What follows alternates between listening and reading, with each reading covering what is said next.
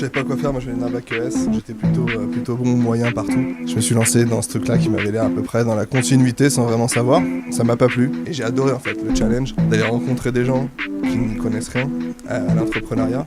Et la relation humaine, j'étais quelqu'un d'introverti, moi j'avais l'interaction avec les gens, mieux je me portais. En fait ça a changé ma vie clairement.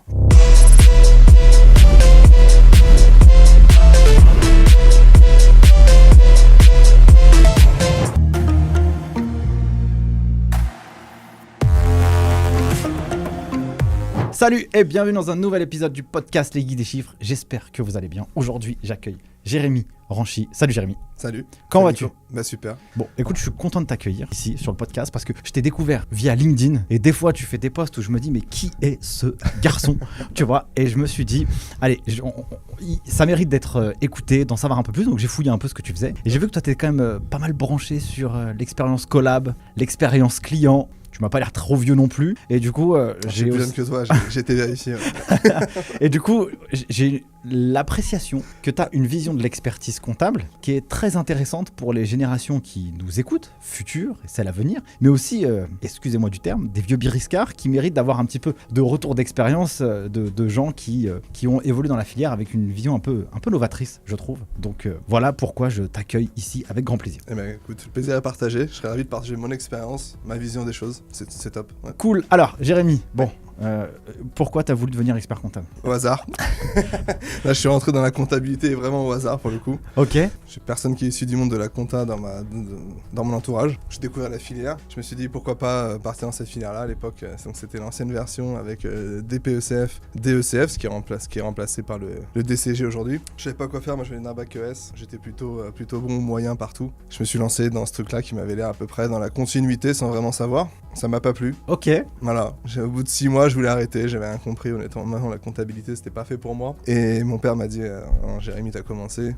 Au moins, tu finis l'année, quoi. Voilà. Donc, j'ai fini l'année, puis j'ai eu mon diplôme. Du coup, j'ai poursuivi. J'ai eu le diplôme, j'ai poursuivi. Et à un moment donné, je me suis dit, en DSCG, je suis passé sur la réforme. J'ai rencontré une bande de potes, en fait. On était 4. Et on s'est dit, pourquoi pas monter un cabinet ensemble. Et de là, objectif, DEC. Voilà. Première année de DSCG. Donc là, on est en 2006. Et je dis objectif DEC, quoi. Donc c'est assez rigolo parce que en fait t'avais une espèce de petite dette envers ton papa, tu vois. Ouais. Et t'as dit écoute, tu peux pas abandonner comme ça en cours de route, c'est mort, va au moins au bout. Exactement. Et en fait dès que t'as passé une première étape, tu t'es dit pourquoi pas faire la seconde. Exactement. Et puis une fois que t'as fait la seconde, tu t'es dit pourquoi pas faire la troisième. C'est intéressant parce que tu vois des fois on peut se dire quand on rentre dans la filière, puis oh là là c'est long, c'est lointain. Et en fait toi dans ton esprit t'as découpé les étapes. Ouais, petit à petit les portes se sont ouvertes. J'avais pas de plan spécifique, ça a marché. Je me suis dit que finalement si on obtenait le doctorat, ça ouvrait pour le coup beaucoup de portes. Ça a marché, j'ai continué, j'ai toujours travaillé juste ce qu'il fallait, ou un tout petit peu plus, pour obtenir un diplôme, ça a toujours marché. Et la conviction, elle est venue après, en fait, en découvrant le métier, en découvrant les possibilités. Je savais que je voulais pas m'arrêter avant, faire le comptable, ça m'intéressait pas. Donc la vision est arrivée, c'était une révélation, pour le coup, de se dire, allez, en fait, pour aller plus loin, pour pas faire de compta, il faut être expert comptable, quoi. Voilà. Trop ouf. Donc, alors, comment t'as découvert le métier ? Donc là, tu t'es dit, là, t'es parti en DSCG, donc DSCG, au niveau de la réforme, en alternance pour la première fois. Ok. Pas un cabinet. J'ai fait une alternance dans un grand groupe américain dans les pétroles, qui s'appelle Chevron Overnight. C'est le groupe Texaco en fait. Voilà. J'étais à Paris à ce moment-là, opportunité de travailler chez eux. Première expérience dans le monde de la compta, grand groupe, rien à voir avec l'expertise comptable. Tu m'étonnes. Mais honnêtement, j'ai appris l'organisation et la vision d'un grand groupe. En termes de comptabilité, j'ai pas appris grand-chose. Et à l'époque, je veux dire, j'étais quelqu'un qui était proche de la retraite, assistant chef comptable, et on faisait les écritures à la main avant de les saisir. Génial. De les saisir sur ordinateur. Incroyable. Voilà. C'est pas ça qui m'a donné envie de poursuivre, mais ça m'a donné envie, et sur conseil de la DAF à l'époque, il m'a dit Jérémy, fais ton 3e cycle entre guillemets en cabinet, tu vas apprendre. Jusqu'à présent, j'avais pas appris grand chose, mais j'avais eu la vision en fait. La vision de l'organisation d'un grand groupe, comment ça fonctionne, la vision des différents services, la vision des personnes aussi, parce que la vision du management, ça c'est 1200 personnes en France. Hein. Donc ça te donne un ordre d'idée. Le service comptable, c'est 30 personnes. Okay. Voilà, ça te donne un ordre d'idée de comment c'est organisé. Et moi, j'étais tout jeune, là, j'avais 20 20 ans là-dedans. Mais c'était cool. Et ça m'a donné envie de poursuivre vers un cabinet pour me confronter, on va dire, à la vraie vie. Ouais, parce que en fait, dans les entreprises, c'est quoi? C'est très cloisonné, tu vois. Tu vas faire une petite partie de la compta. Ouais. Ce qui est intéressant aussi dans les grands groupes, c'est que tu dois livrer ton reporting à J+1, J+2, J+3, un certain nombre de choses. C'est ça. Et donc, ça te donne une espèce de petite culture sur l'organisation. Donc, je comprends pourquoi tu dis ça, tu vois. Sur l'organisation, il faut voir ce que font les personnes. Donc, j'avais le trésorier, c'est un poste à part entière. Ouais. Le contrôleur de gestion, ils sont 2, c'est 2 postes à part entière. Enfin, c'est un truc plutôt balèze. Et en fait, je me rendais compte que ces postes-là, c'est tellement spécifique. Honnêtement, le contrôle de gestion, j'ai fait le backup, j'ai remplacé quelqu'un à un moment donné. C'était importer une balance, déplacer des cellules Excel en termes de valeur ajoutée. Tu t'es dit non, quoi. C'est pas pour moi, quoi, clairement. Et puis, il n'y avait pas vraiment la place dans une grosse structure comme ça. T'as pas la place à l'imagination, t'as pas la place à l'innovation. Les délais de traitement, enfin, ils sont plutôt très longs quand t'as une idée. Laisse tomber, c'est N+1, +2, +3, +4. Si c'est validé, tu mets le truc en place 6 mois après. Ça allait pas. Donc l'esprit start-up, l'esprit petite entreprise, c'est ça qui m'intéressait, d'aller voir pour me dire au moins ce que tu imagines, tu veux le tester et tu le mets en place. T'as pas des process de fou en fait. Et ça c'est primordial et c'est comme ça qu'on est organisé chez Cardinal aujourd'hui. Ouais. Ok, très cool. Donc du coup, tu quittes le groupe en 2009. Oui. Là, je suis en train sur ton profil LinkedIn. Ouais, en fait, c'est ça, je regarde comme ça. Et donc, tu vas chez FX Conseil. Donc voilà, et là, du coup, je cherche un cabinet. J'étais sur Paris à l'époque. Bon, à l'époque, ça marchait les petites annonces de l'ordre des experts comptables. Eh oui, je me rappelle. Site de l'ordre, mes petites annonces, je laisse mon CV. Il n'y avait pas de chasseur de tête, il n'y avait pas tout ça. C'était beaucoup plus simple. On avait une relation en direct avec les cabinets, avec les employeurs. Donc là, je fais plusieurs entretiens. Je rencontre Arnaud Doyon, que tu as reçu ici. Exactement. C'est Arnaud qui me fait passer mon entretien à Paris. Il venait de racheter FX Conseil à Xavier de la Barrière à l'époque. Et voilà, je rencontre Arnaud, je rencontre Régis. Ils me demandent ils m'expliquent un peu ce qu'ils ont fait, qu'ils viennent de racheter, qu'ils veulent développer l'expertcomptable.com. Alors moi, je suis zéro à ce moment-là sur Internet. Enfin, j'y connais rien, j'y connais même rien en termes de cabinet. Mm-hmm. Je me dis que c'est un cabinet un petit peu à part. Mais comme je connais pas le monde du cabinet, je me dis pour une première expérience, c'est super. Allons-y, quoi, ils sont sympas, plutôt très accueillants. Et c'est avec un projet ambitieux qui, déjà à l'époque, je les ai vus qu'une heure, hein, mais tu sens que ça va dépoussiérer un peu le métier. Ouais, parce que toi, tu les rencontres en 2009. Donc, ouais. Pour ceux qui ne savent pas, Arnaud, je l'ai reçu sur le podcast. Ouais. En gros, il a créé un groupe dans la filière compta qui fait 50 millions de CA. En tout cas, ouais. Au moment où on tourne là, il a créé l'expertcomptable.com. Donc, c'est un gros média, tu vois, où il y a 2 millions de visiteurs uniques en comptabilité et gestion. Si vous faites une recherche sur la compta, normalement, vous devrez trouver ça sur Google facilement. Il a fait Time et puis un groupe de cabinets qui est sous la bannière Number. Tout à fait, ouais. Aujourd'hui. Donc, toi, tu rencontres ce mec-là aux prémices en fait finalement de son succès qu'il construit avec le temps, tu vois. À ce moment-là, je sais pas qui c'est. Régis Joly, qui est son binôme. À ce moment-là, je ne sais pas qui c'est non plus. Je trouve 2 gars qui sont sympas. Ils me proposent un job, ils me demandent combien je veux. Je donne une fourchette. Et Arnaud, je m'en souviens, mais c'était il y a longtemps, hein. C'était il y a 13 ans. Je donne une fourchette, il me dit OK. Et il me dit OK pour la fourchette supérieure, quoi. C'est-à-dire qu'il n'était pas là en train de négocier. On a eu un bon feeling et c'est parti, quoi. Donc septembre 2009, j'attaque chez eux. On était plusieurs à ce moment-là, on devait être 7 ou 8. Et j'ai 7 personnes qui sortent du cursus, comme dans les bigs, hein, qui sortent du cursus finalement école de commerce. Je suis le seul type avec son DSCG. Trop ouf. Et je me dis, bon, je suis peut-être le mec technique, alors que j'y connais vraiment franchement rien. Tu sors de DSCG, sans expérience ou pas trop. Tu sais là, tu sais pas faire. Moi, je savais pas faire. Ouais. Et donc, alors, c'est quoi ta première année ressemble à quoi? Qu'est-ce qu'on te dit quand t'arrives? La première année, elle est géniale. C'est-à-dire qu'on me dit, Jérémy, voilà, t'as un petit portefeuille de clients. Donc, 2009, j'ai 22 ans. On me dit, voilà, t'as 30 clients à gérer. Et on va t'envoyer des contacts tous les jours. Tu les rappelles, fixes des rendez-vous et tu vas me les signer. Ok. Alors, je suis pas commercial, hein. Je fais rien du tout. Je suis même un mec plutôt timide à l'époque. J'ai du mal à parler, je bégaye à moitié. Quand on me demande mon prénom, je deviens tout rouge. Et là, bienvenue au club. Pas le choix, quoi. J'ai fait ça moi aussi. Voilà. Incroyable. Pas le choix, quoi. C'est-à-dire qu'il faut te dire, oh là là, fallait appeler les gens, très très dur, l'épreuve du téléphone. Et voilà, ça a été dur pendant 1 mois, 2 mois, 3 mois. Et après, j'ai enchaîné les signatures. Et j'ai adoré en fait le challenge d'aller rencontrer des gens qui n'y connaissent rien à l'entrepreneuriat et de leur expliquer qu'on va pouvoir les aider, leur expliquer qu'on a des outils pour leur faciliter les choses, qu'ils vont avoir un interlocuteur, qui vont se sentir bien en fait, et qui vont pouvoir se consacrer à leur métier. Et la relation humaine, j'étais quelqu'un d'introverti, hein, moi j'avais l'interaction avec les gens, mais je me portais. En fait, ça a changé ma vie, clairement. Génial. Donc, en fait, il t'a clairement...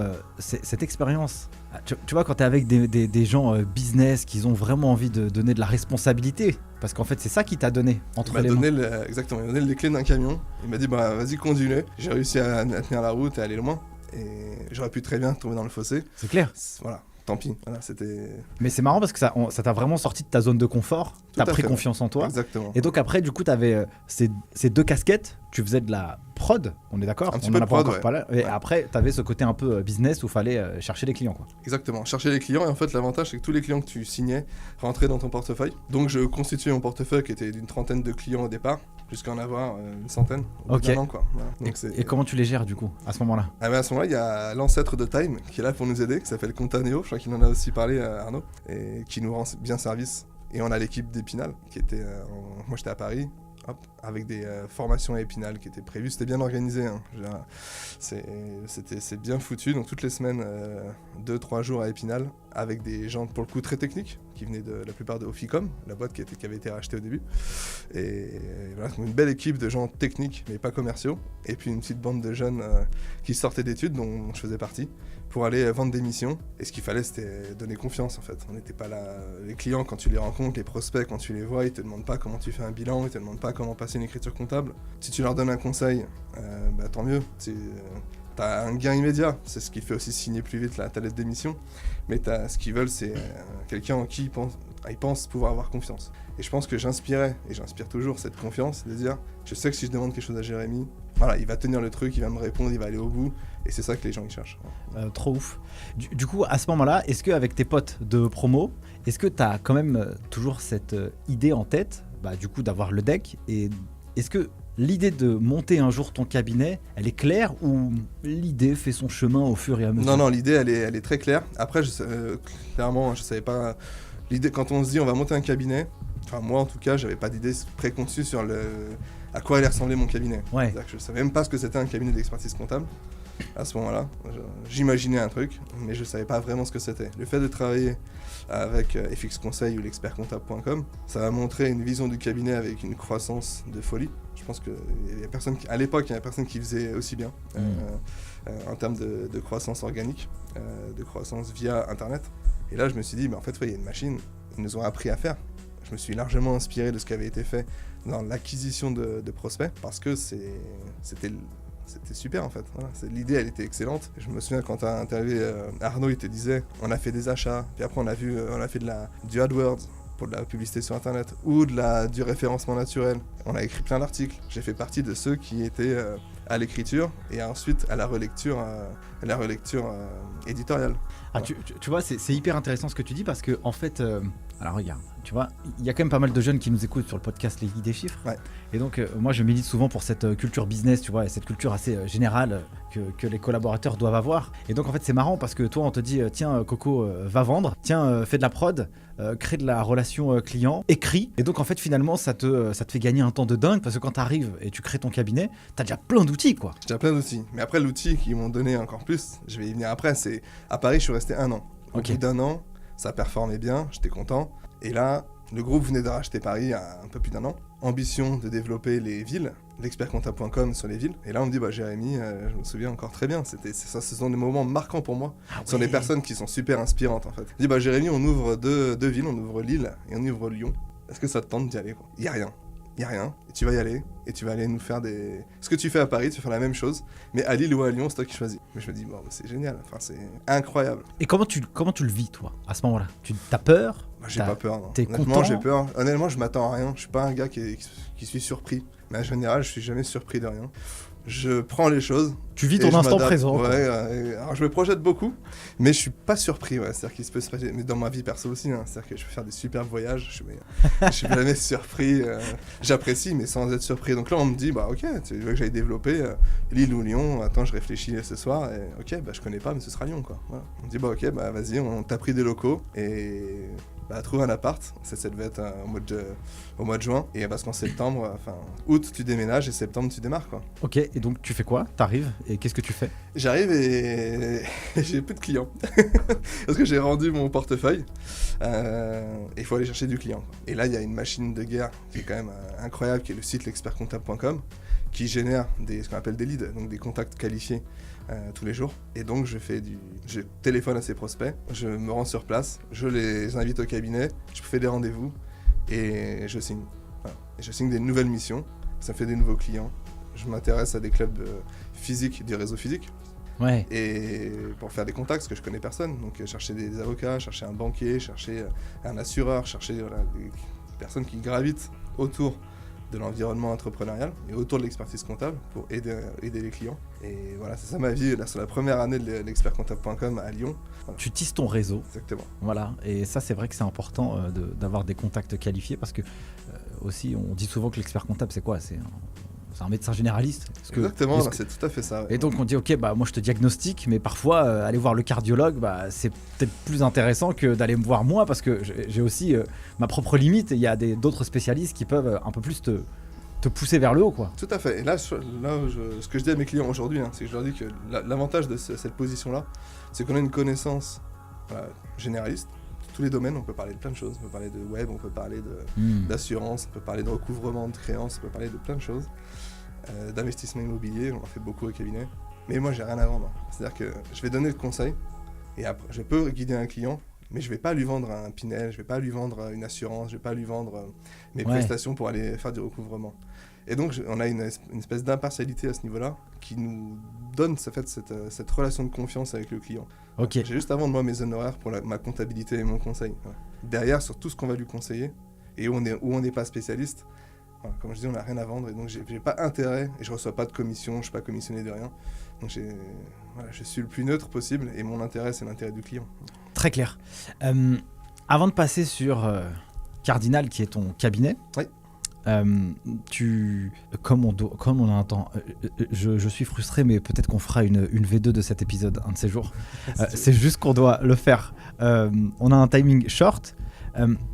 Tu finis chez FX Conseil. Qu'est-ce qui te donne envie d'aller devenir DAF, quoi? Ouais. Ça fait un peu plus d'un an que je suis à Lyon et ça marche bien. Je suis content. J'adore ce que je fais. J'ai mes clients au téléphone. J'ai beaucoup appris et je me rends compte que j'ai beaucoup appris. J'ai appris 80% de ce que j'avais à apprendre en 2 ans, un peu plus de 2 ans.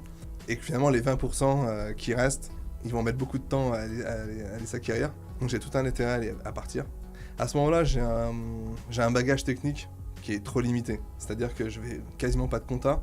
Des outils de pré-compta type Time aujourd'hui et Compta Neo à l'époque, c'est génial pour l'expérience utilisateur. Pour le collaborateur, c'est bien, c'est une machine de travail. Mais du coup, on ne faisait pas ce travail. Et en tant que futur expert comptable, à un moment donné, je me suis dit, Jérémy, t'es pas dans le cambouis, quoi.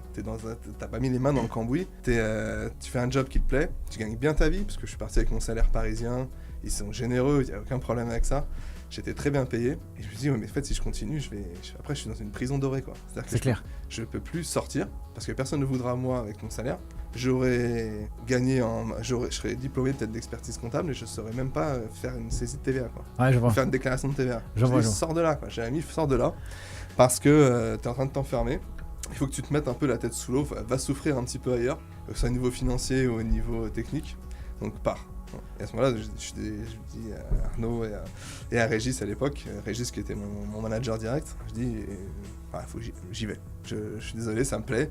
Il n'y a rien à vous reprocher à vous, parce que vous avez été géniaux, mais j'ai besoin d'apprendre autre chose. Ouais, c'est clair, c'est légitime. Après, tu penses aussi à ton plan de carrière et à toi. Tu t'es un peu, presque mis un peu en difficulté, mais dans l'objectif aussi d'apprendre quelque chose. Exactement. Voilà. Mon objectif à ce moment-là, c'est vraiment d'être expert comptable et de monter mon cabinet. Et je sentais que là, j'avais pas suffisamment les armes. J'avais appris beaucoup de choses, que j'aurais peut-être jamais appris ailleurs. Mais j'avais besoin d'un complément et c'était le bagage technique. Donc je me suis dit, va trouver un cabinet classique, va manger du cabinet. Et je fais une expérience de 3 semaines dans un cabinet. J'en parle à un moment donné dans un de mes posts LinkedIn. Je tombe sur une nana expert comptable à Lyon, catastrophique, quoi. C'est-à-dire que pour le coup, j'y vais avec la boule au ventre. Entre-temps, j'ai perdu 10 000 € de salaire à l'année. Ah ouais. Et elle m'a vendu du rêve et c'est une cata, quoi. C'est-à-dire qu'elle me respecte pas, elle respecte personne, elle respecte même limite pas ses clients. Je sens que je vais apprendre. C'est un tyran, vraiment un tyran pour le coup. Et j'apprends après, moi j'étais pas lyonnais, donc j'apprends qu'à ce moment-là, elle est connue que pour ça. D'accord. Je suis allé vraiment au mauvais endroit. Donc je donne ma démission, je cherche un autre travail en cabinet. Et en fait là, c'est un cabinet qui me recrute pour son client qui est en train de grandir. Donc moi là-bas, je réponds à l'annonce d'un cabinet pour me dire continue à travailler en cabinet. Et le gars me dit, l'expert comptable me dit voilà, on a un client qui grandit, c'est 50 personnes. Nous, on se retire de là, il faut monter le service comptable en interne. Ok, donc là, tu repars encore d'une feuille blanche et c'est reparti, voilà, quoi. Je me dis, c'est bien, c'est ce qu'il me faut, c'est la gestion de projet, quoi. C'est clair. Dis, okay. Il y a des dirigeants, pour le coup, il y a un binôme de dirigeants, super sympa aussi, franchement, c'est Alain et Nathanaël. Super. Et je me dis, bah, ils me laissent les clés. Ils me disent, bah, nous, on n'y connaît rien à la compta, on n'y connaît rien aux déclarations fiscales, à la finance, ou pas grand-chose en tout cas. C'est pas notre métier, c'est une boîte qui fait du négoce. Je dis, bah, vas-y, monte le truc, quoi. Voilà. Et là, je commence à prendre des classeurs et à noter achat. Enfin, je passais du temps à faire ça. Je me dis, mais j'avais honte. Franchement, j'avais honte. Je faisais ça le soir ou entre midi et 2 parce que je me suis dit, attends, Jérémy, t'étais bien payé pour faire le DAF et t'es en train de découper les étiquettes pour en coller sur un classeur, quoi. Parce qu'il faut marquer achat, banque, etc. Et j'avais honte, franchement, de faire ça. Mais il fallait le faire à un moment donné. Ouais, c'est clair. Il fallait le faire. T'es tout seul, quoi. T'es comptable unique, en fait. D'accord. Après, ça c'est avec comptable unique. Après, j'ai recruté. Donc, je suis resté 2 ans. 1 an pour tout mettre en place. Et 1 an où ça tournait, où j'ai recruté des personnes en dessous pour faire le taf. Et ça roulait. Et du coup, j'avais plus d'intérêt à rester. Donc, ça veut dire qu'en fait, on t'a dit, on va faire la comptabilité en interne. Ouais. Donc là, la boîte, c'est ça, c'était sa mission. Ouais, c'est ça, ouais. Donc, elle veut quelqu'un tout le temps. Donc, toi, tu arrives, il faut que tu fasses la comptabilité de cette entreprise. Oui. Donc là, tu es parti de zéro. Donc, il faut comme Pour le coup, je connaissais pas grand-chose. Je Ouais. n'avais jamais fait avant. Ouais, donc ça, c'est ouf. Comptabilité d'entreprise, il y avait plusieurs boîtes. Déclaration de TVA, enfin le basique. Hein. Saisie, déclaration de TVA, préparation du bilan, et le cabinet faisait la liasse fiscale. Du coup, une fois par an, quoi. Ouais. Voilà. Mais pour le coup, je n'en avais jamais fait. Hein. Ouais. Et du coup, il fallait s'organiser. J'avais jamais fait non plus. Enfin, j'ai fait que pour de la micro-entreprise. Et là, j'arrive sur une belle boîte. Et eux, ils te demandent quoi? De faire la traditionnelle, les tâches traditionnelles. Ouais, eux, ils savent mais est-ce pas. qu'ils te demandent un peu plus loin? Est-ce qu'ils te demandent des Eux, ils indicateurs, savent pas. KPIs et Dans un tout? premier temps, non. Dans un premier temps, ils savent pas. Ils savent pas ce qu'ils veulent. Ils ont Ok. rien. Et ils travaillent avec un cabinet, ils ont rien. Ils savent juste qu'ils donnent leur facture et après, il y a Point. des déclarations de TVA qui partent. Ok. Donc dans un premier temps, ils recherchent à avoir ça. Ok. Une fois que ça roule, effectivement, on va mettre en place des tableaux de bord, des reportings, et la mission devient intéressante. Mais ma valeur ajoutée, c'est de construire, c'est pas de faire. Hein. Ok. Et donc à un moment donné, j'ai construit le business. Je pense qu'on allait au bout de ce qu'on pouvait faire. Ça fonctionne. Ça peut être amélioré, mais encore une fois, pour améliorer, ça fonctionne à 80% super bien. Pour aller chercher le petit plus, la valeur ajoutée en plus, ça coûte beaucoup trop cher. Ouais, je vois. Ça sert à rien. Donc je me dis, on s'arrête là. On va chercher quelqu'un qui va faire le taf, qui va juste exécuter les tâches que j'ai préparées, le plan, Mhm. le process en fait. Il existe, tu le fais. Et moi, j'ai plus rien à faire ici. D'accord. Donc je me dis, c'est le moment de m'en aller. Voilà. Ok, très clair. Et c'est à ce moment-là que tu te dis, bah, c'est parti. Bah c'est parti, à ce moment-là, je passe au même moment, plus ou moins, je passe mon diplôme. Je suis diplômé fin 2013, je passe mon diplôme. Janvier 2014, j'ai les résultats. Je leur dis, bon bah les gars, c'est bon, je suis diplômé. Qu'est-ce que tu ressens quand t'as le résultat et que t'as le... Est-ce que je suis ce fier? face- Ouais. Ça, la question. Est-ce que t'es surpris ou pas? Je suis pas surpris, parce que j'ai toujours tout... En fait, je bosse suffisamment pour obtenir ce que j'ai jamais eu c'est pas prétentieux, c'est un fait. Hein. Et c'est comme ça que ça marche. Tu te donnes les moyens, quoi. Je me donne les moyens sans trop en faire. Je fais ce qu'il faut et j'ai jamais eu de déception à ce niveau-là. Ok. Sur les diplômes, donc j'ai toujours un peu le stress au début de me dire allez, je vais sur le site du siècle C'est pour voir normal. les résultats. Mais je suis pas vraiment inquiet. Parce qu'en plus, si je l'ai pas, c'est pas grave. Il y a des sessions tous les 6 mois. En gros, je suis pas en panique. J'ai pas de... C'est pas dramatique de pas l'avoir. Je vois. Mais du coup, je suis pas inquiet. Je suis pas inquiet. Je l'ai. Du coup, j'ai les résultats. Je me dis, bon, c'est bon, c'est fait, Jérémy, c'est bien. Félicitations à toi. Oh, cool. T'as été au bout de ton truc. Voilà, maintenant, il faut aller dans le grand bain. Ok. Et ça, le grand bain, c'est Cardinal, donc le cabinet. Alors, le grand bain, c'est Cardinal, qui s'appelle pas Cardinal à l'origine, qui s'appelle Carré RG. Parce que, je t'ai dit au début de l'interview, on était 4 en DS, première année de DSCG. Oui, avec les à copains, Sens, là. Avec les copains, ouais. Et du coup, le projet, il a mûri, il a jamais perdu, sauf qu'entre temps, on en a perdu 2 dans la bataille. Et donc, on est 2, en fait. On est 2 et on se dit, bah, le premier qui est diplômé, hop, c'est parti, on lance le cabinet. Finalement, les 2 qui restent sont diplômés en même temps, Ok. avec Romain. Et bah, du coup, c'est parti, quoi. Voilà. On démissionne, enfin, on fait rupture conventionnelle. Hein. À l'époque, ça fonctionne très bien. Le chômage, enfin, les droits au chômage pendant que tu crées ta boîte. Donc, on fait ça tous les 2. Et on se dit, bon, bah, garçon, on a 2 ans maintenant pour avoir des clients, pour arriver à se payer au bout du 25e mois. Voilà Ok. comment ça se lance. Très cool. Très cool. Donc, ça, c'est avril 2014. Ouais. Aujourd'hui, quand on tourne cet épisode, on est en février 2023. Oui. Donc, ça fait maintenant presque 9 ans. Ça va faire 9 ans, effectivement. Ça va faire Ouais. 9 ans. À quoi ça ressemble Cardinal aujourd'hui? Alors Cardinal aujourd'hui, c'est un site principal qui est dans la banlieue de Lyon sur Écully. Pourquoi la banlieue de Lyon? C'est que là c'est la banlieue chic de Lyon parce que c'est là où j'habite et là où tout le monde plus ou moins habite. Et parce qu'on est dans une belle maison, on a fait le choix d'être dans une grande maison pour avoir une ambiance familiale en fait, dans le cabinet. On est 23 au sein du cabinet. Aujourd'hui, on a mis tout ce qu'il faut pour mettre tout le monde à l'aise. On a mis un parc à chiens, tu vois, c'est ça qu'il fallait une maison. Les collabs peuvent venir avec leurs chiens, ils le font d'ailleurs. Voilà, et ça, c'est plutôt bel argument. On est dans un environnement ouvert et c'est plutôt sympa. Donc, on a un petit établissement pour la partie juridique, notamment en plein centre de Lyon. Pourquoi? Parce que historiquement, c'est pas très loin du palais. Même si aujourd'hui tout se fait en démat, c'est là que sont tous les avocats, donc on est dans la place. Pour nos clients, artisans, commerçants, avoir un relais de proximité assez important. Et il y a 2 ans maintenant, on a ouvert une petite antenne sur Sophia Antipolis et Nice récemment. On a déménagé pour justement avoir cette proximité centre-ville qui correspond à nos clients. Et puis voilà, le cabinet continue de grandir. On a de la demande tous les jours. On a une politique aujourd'hui. Alors pour le développement du cabinet, je suis parti sur ce que je savais faire, c'est-à-dire ce qui marche. L'expertcomptable.com, c'est une superbe école. Donc site internet, quand on a démarré, je sais que 6 mois avant de démarrer, j'avais lancé le site Carré RG à l'époque, il a changé depuis. Mais du coup avec une politique de contenu, voilà, pour obtenir de la fréquentation, pour obtenir des leads, tout simplement. Aujourd'hui, à un autre niveau, pour donner un chiffre, c'est pas énorme. On est bien loin du groupe d'Arnaud et Régis, mais à notre échelle, ça nous suffit. On doit faire 600, 700 visiteurs uniques par jour sur le site. C'est pas mal déjà. Ah, c'est clair. Suffit. Maintenant, ça nous envoie 1, 2, 3 leads par jour. Largement assez pour faire notre croissance. Tout n'est pas qualifié. Si on avait plus, on serait débordé. Parce qu'aujourd'hui, on reste une petite équipe d'une vingtaine de personnes. On tend à grandir, mais on fait ça avec nos moyens, on n'a pas fait de rachat, on n'a rien fait, que de la croissance interne. Et ça consomme du cash, ça consomme des ressources de temps également. Donc si demain je voulais aller plus loin, c'est comme ça que je visualise le truc, c'est que on peut aller beaucoup plus vite, beaucoup plus loin, beaucoup plus fort. Il nous faudrait un peu de pognon pour recruter en masse. Voilà. Ce qui avait été fait à l'époque par Arnaud et Régis, c'était de dire on va recruter 10 personnes par 10 personnes. Pour ça, il faut avancer le cash. On a une boutique qui tourne bien aujourd'hui, et pas de là à dire je prends 2-3 personnes dans le vent juste pour voir, juste pour lancer le truc, pour développer. C'est ce qu'ils devraient faire. Ça me trotte dans l'esprit avec mon associé, on en discute. Voilà, pour l'instant, on n'en est pas là. Donc ça veut dire, alors c'est parfait. Donc j'ai plusieurs sujets du coup à traiter avec toi, mon cher. J'imagine. Ouais. Donc premièrement, alors je sais pas si c'est premièrement, mais je sais pas, dans ma tête c'est décousu, mais on va voir. Donc l'expérience collab, donc ça c'est intéressant. Donc là vous êtes 23, ça reste quand même, c'est quand même une équipe où il y a quand même du monde, il y a de la vie en tout cas.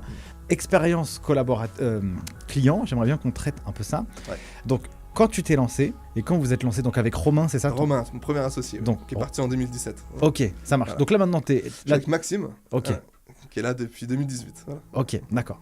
Donc quand tu t'es lancé au début, tu t'es dit stratégie de content, du contenu, comme ça on ramène du trafic qui va nous ramener des leads et nous on va les transformer en interne. Donc exactement. Ça, je pense que ça pour toi c'était facile de faire ça et tu as le bon process pour avoir des clients. Très facile. Mon associé pour le coup était plutôt très technique. Moi, j'avais eu un peu de technique dans mon expérience en PME, mais je n'étais pas un cadre de la technique. La veille documentaire, ça, c'est pas mon truc. Mon truc, c'est la relation humaine. Toi, tu vas chercher des clients. Moi, je cherchais des clients et je les suis après. Voilà. Ok. Et lui, il s'occupait de la partie la prod. Mais il aimait ça, voilà. C'était son truc. Et du coup, le binôme a bien fonctionné. C'est parfait, ça. Au bout d'1 an, on a recruté notre première salariée. On a fait une erreur. Alors elle est pour rien la pauvre, et si elle nous écoute, on la salue. Que j'apprécie, qui s'appelle Marine, c'est que c'était une débutante. Voilà. Okay. Et on nous avait dit à l'époque, prenez quelqu'un tout de suite qui puisse vous soulager. C'est un conseil que je donne à mes confrères qui se lancent.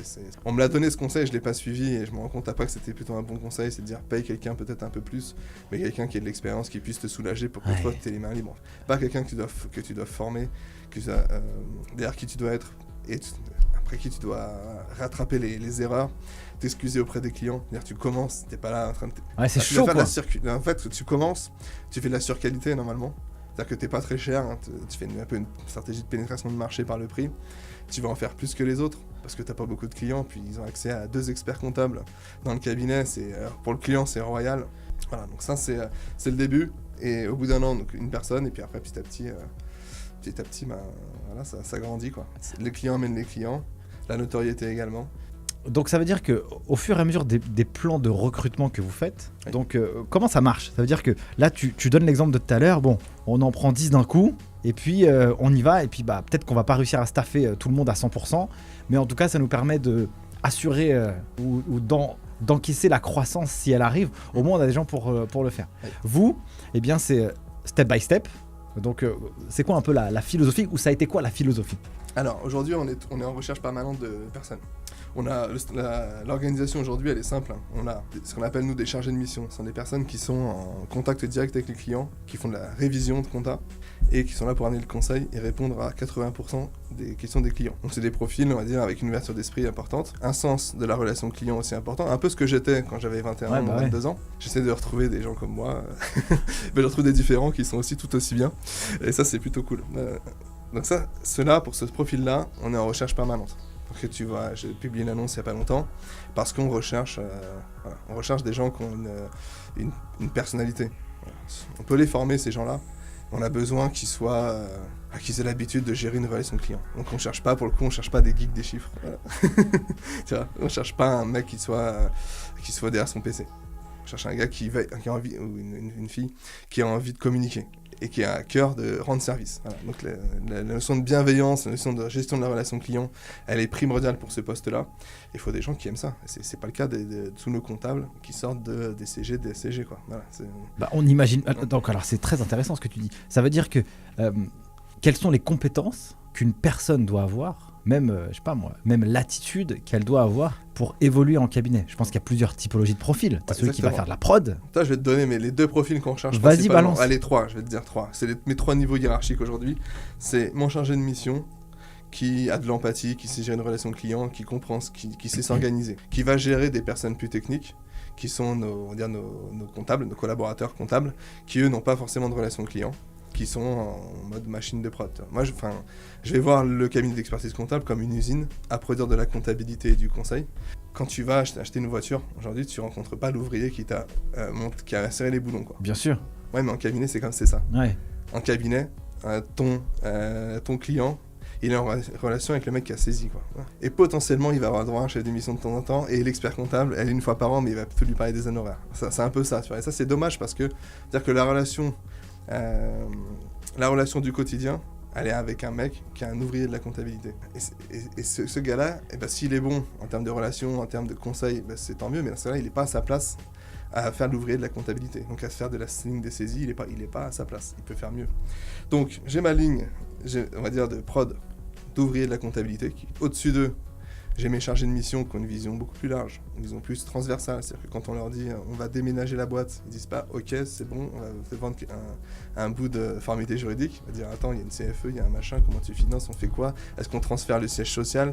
C'est quoi l'idée, c'est quoi le concept, pourquoi tu fais ça? Voilà. Et derrière, peut-être des répercussions en termes de social, en termes de juridique, en termes de finance, en termes d'économique. Et c'est d'avoir cette vision globale pour amener le conseil. C'est mon niveau intermédiaire. Et au-dessus, j'ai mes managers qui veillent à ce que tout roule. On n'est pas confiance absolue 100% en tous nos chargés de mission, surtout qu'on a des nouveaux régulièrement. Faut qu'ils rentrent dans le cadre. Donc on a des garde-fous au-dessus qui sont là pour veiller à ce que tout s'organise bien, qui viennent en renfort sur les rendez-vous un peu touchy. Voilà, donc 3 niveaux, 3 compétences vraiment très différentes, mais très complémentaires. Je trouve ça intéressant, ce que tu mentionnes là maintenant, c'est qu'on est quand même dans un cabinet à taille humaine, et c'est, j'allais dire c'est rigolo, c'est pas rigolo, mais d'avoir cette vision très découpée, tu vois, des jobs avec une mission très précise sur chacun des postes. Tu vois, on pourrait imaginer que en réalité, on pourrait avoir un chef. Et puis les deux d'en bas là, entre guillemets, ou les deux niveaux, ils devraient avoir les mêmes compétences tous les deux, quoi. Ouais, ils font tout de A à Z. Et exactement. Pourquoi on a cette vision découpée? C'est que, alors oui, qui peut le plus peut le moins. Mais celui qui peut le plus, il veut pas faire le moins. Celui qui peut le moins, c'est dommage de s'en priver parce qu'il est bon dans ce qu'il fait. Et finalement, celui qui sait dialoguer, pourquoi on va lui demander d'avoir le nez dans son PC et de pas être disponible pour ses clients? Parce que, non, monsieur client, j'ai pas le temps. J'ai mes TVA à faire, j'ai mes bilans à faire, j'ai pas le temps pour vous. Alors que c'est la base en fait.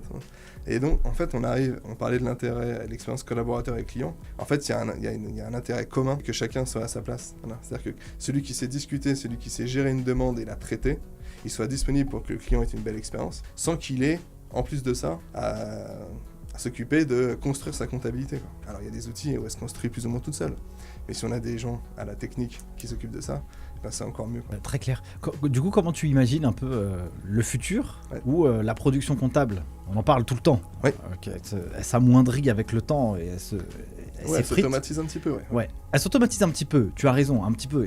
On n'y est pas un encore. Petit peu, ouais. On n'est pas encore au truc super incroyable, mais quand même ça y tend. Ouais. Qu'est-ce qu'ils font en fait C'est pour ça aussi que j'ai découpé le cabinet comme ça. C'est que mon ambition n'est pas de rester à 23, elle est de grandir. Voilà. Je me posais la question en venant, tu vois, sur la route, je me disais, ne pose pas la question, et je parlais de toi, de pourquoi les gens font ça, tu vois. Je me dis à Arnaud Doyon, tu lui as pas demandé pourquoi il faisait ça, pourquoi il n'arrête pas, tu vois.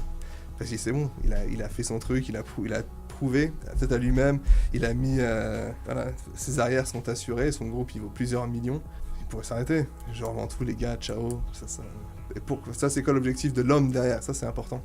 Moi j'ai pas atteint mes objectifs, voilà, clairement, et mes objectifs c'est quoi? C'est en priorité mettre à l'abri ma famille.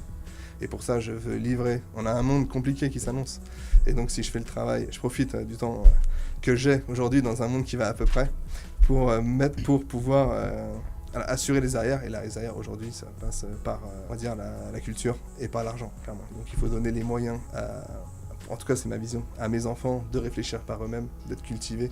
Et s'ils ont un peu de pognon avec ça, ça les aidera dans la vie. Donc ça, c'est mon premier objectif. Donc, grandir pour gagner un peu de pognon. Pour moi, j'en profite évidemment, mais pour mes enfants. Et en même temps, je me dis, on a un truc qui va bien avec des collaborateurs qui sont heureux. J'ai plein de collaborateurs que je vois partout qui sont pas heureux dans plein de cabinets. Quand je les reçois en entretien, je dis, oh là, c'était l'enfer d'où vous veniez. Et pourquoi vous n'êtes pas venu avant, quoi. Mais bon, ils restent dans des cabinets où, honnêtement, il y en a plein, des cabinets à l'ancienne où ça va pas. Enfin, où le collaborateur, il est pas considéré. Il n'évolue pas, on lui parle comme un chien, il a des missions qui vont pas. Alors qu'il y en a plein qui pourraient être tirés vers le haut. Donc ceux-là, j'ai envie de leur rendre service. Donc on va chercher des clients pour pouvoir ouvrir des postes. Parce qu'on a une super équipe, donc l'idée c'est d'étoffer. Et puis nos clients sont satisfaits aussi, donc je me dis pourquoi pas faire du bon boulot pour les clients. Ce que j'aime bien dans mon métier, c'est quoi? C'est la relation humaine et l'entrepreneuriat. C'est les deux piliers. L'entrepreneuriat, je m'éclate à faire ce que je fais, clairement. Et si je peux aider plein de gens à créer des boîtes, à gérer des boîtes, je serai le plus heureux du monde. Aujourd'hui, ma frustration, elle peut venir du fait que le message n'est pas bien passé auprès des équipes ou auprès du client de ce qu'on savait faire et comment on pouvait les aider. Et donc j'ai encore des clients qui sont clients du cabinet qui font des conneries dans leur gestion, ils font pas le bon truc, quoi. Si on m'en avait parlé, si j'avais su avant, on aurait pu faire différemment. Alors que ma frustration, elle est là, et dans mon développement, c'est là où j'ai scindé, pour que mes chargés de mission, ils aient le recul, ils aient l'œil, ils aient la connaissance, pour donner le bon conseil et être présent et être disponible. Pas qu'on arrive et qu'on se retourne après, ah ouais, si on l'avait su, on l'aurait fait différemment. On le dit tous, quand on récupère des dossiers, on dit, ah bah ton expert comptable avant, il était pas terrible. Moi, je me le dis de mon propre cabinet, tu vois. Si on l'avait su, on l'aurait fait différemment. Ça, c'est pas normal. Voilà. Et donc, je tends à travailler pour que tout ça, en plus, que la dimension conseil, elle soit présente. Et je vais répondre à ta question de comment je vois l'avenir par rapport à la comptabilité. Je rêve du jour où la comptabilité se fait toute seule et où on n'a plus qu'à finalement l'analyser. Notre métier ne va pas disparaître aujourd'hui, mais par contre, et c'est ce que je dis à tous les étudiants que je vois, c'est allez-y, poussez dans vos études sur le DCG, sur le DSCG, parce qu'on vous apprend autre chose que la comptabilité. Pour faire de la compta, la première année de BTS te suffit largement. Mais c'est clair. Attends, si tu vois le DSCG, si tu vois juste le DCG, la compta, c'est 2 matières sur 13. C'est ça. En réalité. Donc c'est compta et compta pro, mais qu'est-ce qu'il y a derrière ? Il y a des pépites en fait, il y a du juridique, il y a du contrôle de gestion, il y a du management. Si on a compris aussi la logique des matières, souvent, et moi j'étais le premier, à l'époque quand j'étais étudiant, pour moi ça me sert à rien quoi. Même l'éco ça me sert à rien, les SIG ça me sert à rien, le management ça me sert à rien. Mais en fait, quand tu pousses, il y a quand même des mecs qui ont pensé, enfin des gens qui ont pensé pour faire un programme, tu vois. C'est ça. Tout n'est pas parfait, naturellement. Mais quand même, si tu as compris la logique de chaque matière, que tu arrives à transposer dans un vrai cas d'usage, dans le monde de l'entreprise. Du coup, ça c'est le rôle des profs de faire ça. C'est le rôle des profs et aussi, on va dire, des employeurs. C'est-à-dire qu'aujourd'hui, tu prends un mec sur le DSCG qui a son diplôme, qui a la tête bien faite, bien remplie de tout ce qu'il a vu avant, en droit social, en droit des sociétés, qu'est-ce qu'il fait ? Il fait des saisies de TVA, des saisies et de la TVA, quoi. C'est-à-dire qu'on lui montre quoi ? On lui montre en fait ce que tu as appris, ça sert à rien. Toi, on a besoin que tu fasses que tu saches que le compte 6, il est à gauche, et le compte 4 à droite, que tu saches apurer des comptes, faire un rapprochement bancaire, et tu me fais ta déclaration de TVA. Oui, mais en fait, ça va pas du tout. C'est-à-dire que c'est pas du tout ça. C'est bien de savoir le faire. Il faut savoir le faire. C'est un prémisse, mais un prémisse pour aller bien au-delà. Et la profession, ça fait quoi? Moi, ça fait 9 ans que je suis diplômé. 9 ans qu'on parle de conseils. On en fait quand même de plus en plus. Et les outils nous aident. Mais par contre, les DSCG n'a pas été réformé. En 9 ans, c'est toujours le même. Ouais, c'est vrai. Voilà. Et on a du mal à voir quand on est étudiant, effectivement, que la partie comptable, mais c'est loin d'être suffisant. La partie droit, c'est ce qui te donne une autre dimension. Voilà. Les métiers, on va dire, de base en comptabilité sont amenés à disparaître. Mais c'est clair, ça veut dire que toi, demain, si tu accueilles un entrepreneur et que tu lui dis, bon, je vais te faire ta compta, mais tu lui fais un petit audit juridique, quoi. Tu veux créer ta boîte, c'est quoi ton projet, c'est quoi ton ambition, etc. Et donc, si toi, tu sais pas quelle structure juridique lui apporter, bah t'es mort, quoi. C'est ça. Si tu dis, bah, je te fais ta compta, mais la structure juridique, je m'en occupe pas, c'est pas mon job, bah t'es fichu, quoi. Donc, structure juridique, problématique de financement, bah, c'est clair. problématique d'équilibre de business model, en fait. On va parler de business model plutôt que d'organisation, d'environnement, comment construire ces choses. Et lui donner aussi des conseils, on va dire, d'entrepreneurs à entrepreneurs. En fait, on parle de chef d'entreprise à chef d'entreprise. Et on lui dit, regarde, tu vois, je te donne un exemple tout bête. T'as ton premier salarié. Quand j'ai eu mon premier salarié, je savais pas. Et il fallait que je détermine des horaires. C'était la première fois, tu vois. Ah merde, attends, je recrute quelqu'un. Et bah ouais, c'est quoi les horaires du câble, tiens. Voilà.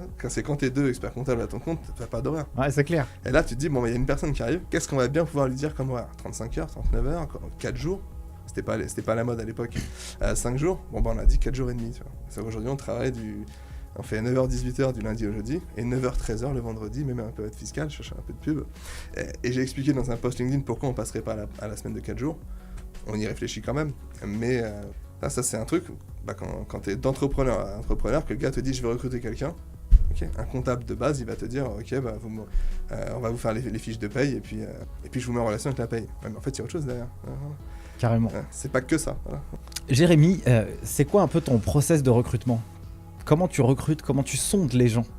Tu vois, c'est quoi un peu une démarche de A à Z pour qu'on puisse un peu comprendre, pour ceux qui veulent peut-être postuler chez toi, ou alors pour d'autres confrères qui se disent ah ok, ça c'est vraiment stylé ce qu'il fait. Pendant longtemps on a fait des tests techniques, voilà, on les a enlevés, on va peut-être les remettre.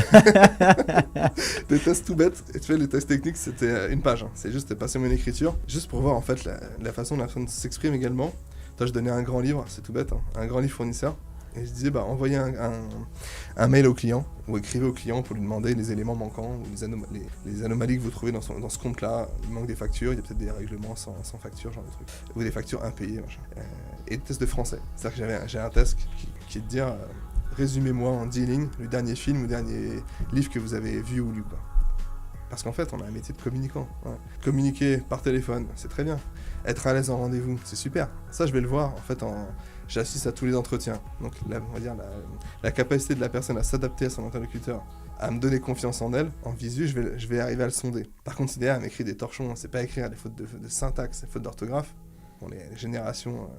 faute d'orthographe, mais il y a un minimum quand même. Et ça, je demande, parce que c'est l'image du cabinet, c'est l'image de la personne. J'ai pas envie qu'on me dise après, ouais, Jérémy, ton collab que tu m'as mis là, c'est un tocard, il sait pas écrire. Ouais, c'est clair. Il est gentil, il me fait tout ce qu'il veut, par contre, il sait pas écrire, quoi.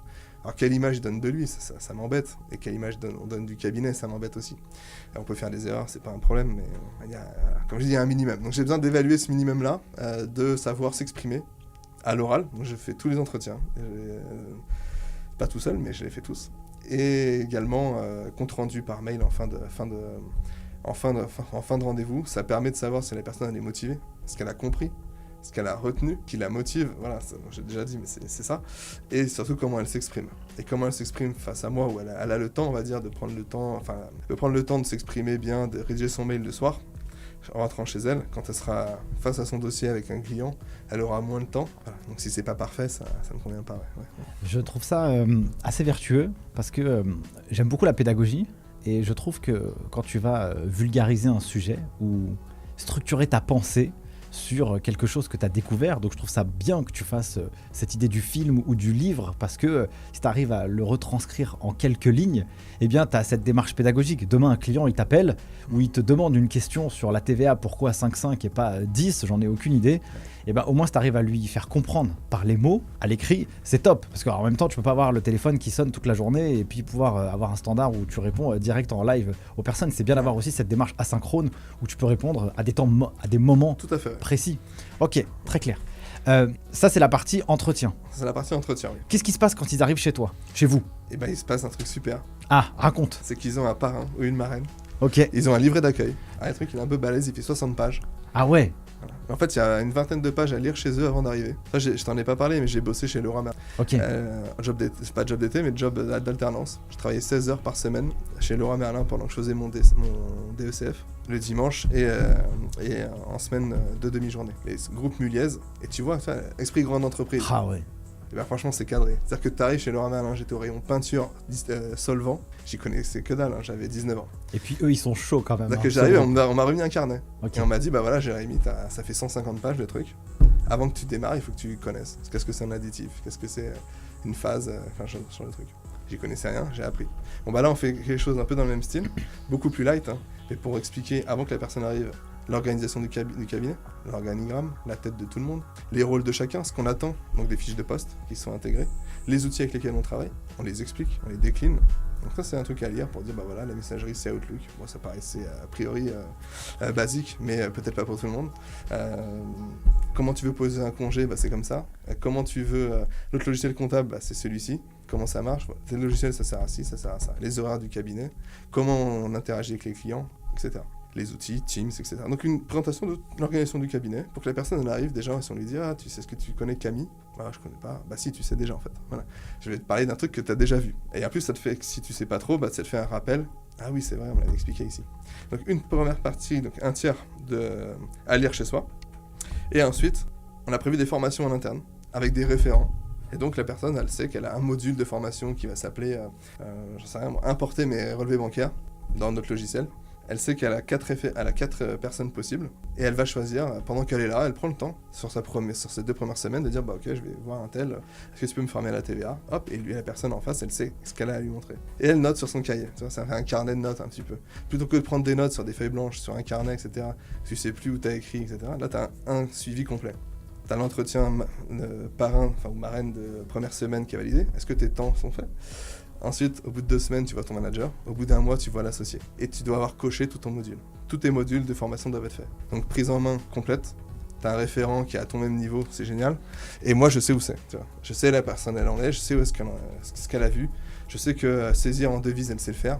Je sais qu'elle a contacté tous ses clients. Je sais, parce qu'elle me le dit. En tout cas, on lui demande de nous le dire. Et quel client elle n'a pas eu.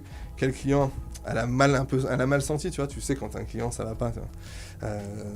À qui ça s'est pas trop mal passé ou elle a besoin d'aide. Comme ça, voilà, on arrive et derrière on met ce qu'il faut en termes de formation et de personnes et de temps consacré pour qu'elle soit dans un fauteuil. Masterclass, en fait, là, ce que tu délivres, c'est une pépite parce que quand tu arrives dans un travail, il n'y a rien de pire que tu sais pas ce qui se passe, quoi. Tu sais pas qui est qui, avec quoi tu bosses. Je me rappelle une expérience en cabinet où mon ordinateur, il ne marche pas quand j'arrive. Et mon expert comptable, il n'est pas même pas là pour m'accueillir, quoi. Ouais. Donc, du coup, tu te dis, la flemme, quoi. T'as pas envie de travailler. Et là, d'avoir onboardé comme ça toute ton équipe et leur créer une expérience, en fait, au début.